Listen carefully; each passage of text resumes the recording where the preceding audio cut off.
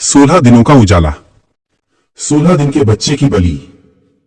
शादी के लिए बेताब 4 मौसियों ने मासूम को पैरों से कुचला, हाथ पैर तोड़े, गला दबाकर मार डाला, बाल भी नोचे। जोधपुर की 5 बत्ती नेहरू कॉलोनी की रात सामान्य दिनों जैसी ही थी, शांत, ठंडी और आधी नींद में डूबे घरों से भरी। लेकिन उसी रात एक परिवार की जिंदगी हमेशा के लिए बदलने वाली थी। सुमन, जो खुद टूटी और जिसे किसी ने टूटने नहीं दिया। सुमन, जो शादी के बाद ससुराल में खुश रह रही थी, अपने घर की सबसे पहली लड़की थी जिसकी जिंदगी ने नया मोड़ लिया था। उसके मायके में 7 भाई बहन, 5 बहनें और 2 भाई, लेकिन उन बहनों की शादी अभी तक नहीं हुई थी। घर के लोगों का कहना था कि वर्षों से चलते आ रहे अंधविश्वासों ने उनके मन में एक अनजाना डर और बेचैनी भर रखी थी। सुमन ने 16 दिन पहले बेटे को जन्म दिया था। घर में खुशियों का समंदर था, विशेषकर दादा राजूराम और पिता पूनाराम के लिए। लेकिन किसे पता था कि इन खुशियों पर किसी की नजर लग चुकी थी।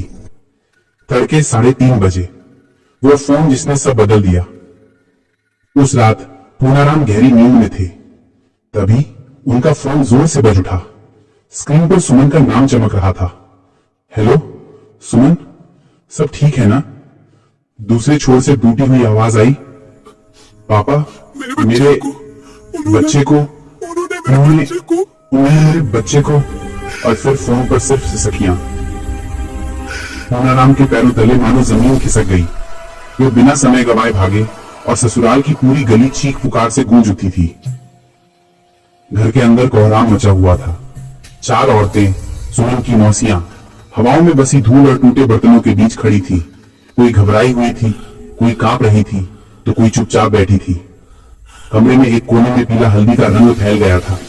फर्श पर मूंग के दाने बिखरे थे और हवा में एक अजीब सी खामोशी तैर रही थी। लोग कहते हैं कि उस रात कोई टोटका चल रहा था। कौन सा, क्यों, यह अभी तक कोई नहीं जानता। लेकिन उस कमरे से निकलती चीखें ये बता चुकी थी कि कुछ बहुत बुरा हुआ है। जैसे ही रिपोर्ट दर्ज हुई, पुलिस ने बिना देरी चारों महिलाओं को हिरासत में ले लिया। उनके हाथ कांप रहे थे, चेहरों पर घबराहट थी और आंखें किसी अनजाने डर से भरी थी। एक वायरल वीडियो भी सामने आया जिसमें वो महिलाएं किसी तरह के क्रियाक्रम जैसा कुछ करती हुई दिख रही थी। कई लोग कहते हैं कि यह किसी विवाह संबंधी रस्म जैसा था। कई लोग कहते हैं कि यह ईर्ष्या की आग का परिणाम था। सच क्या था, यह कोई नहीं जानता। पुलिस ने कहा, यह मामला सिर्फ हत्या का नहीं, बल्कि मन के डर, अंधविश्वास और टूटते रिश्तों का मिश्रण लगता है। सच सामने आएगा, लेकिन धैर्य चाहिए। दादा राजूराम चीखते हुए कहते, मेरे पोते ने किसी का क्या बिगाड़ा था? हम तो उसे नए कपड़े भी नहीं पहनाए थे, अब किसके लिए जिए? पूनाराम ने अपने कांपते हाथों से बेटे की छोटी सी तस्वीर पकड़ी हुई थी। उनकी आंखें पूछ रही थी, क्या इतनी ईर्ष्या काफी था कि एक मासूम को लूट लिया जाए? और सुमन, वह तो जैसे पाषाण बन गई थी, मौन, ठंडी, टूटी हुई। उसकी बाहों में जो कभी जीवन धड़कता था, अब वहां सिर्फ एक याद बनकर रह गया था। अंत या शुरुआत? पूरी नेहरू कॉलोनी डर और अफवाहों से भर गई थी। कौन सही, कौन गलत, यह समझना मुश्किल था।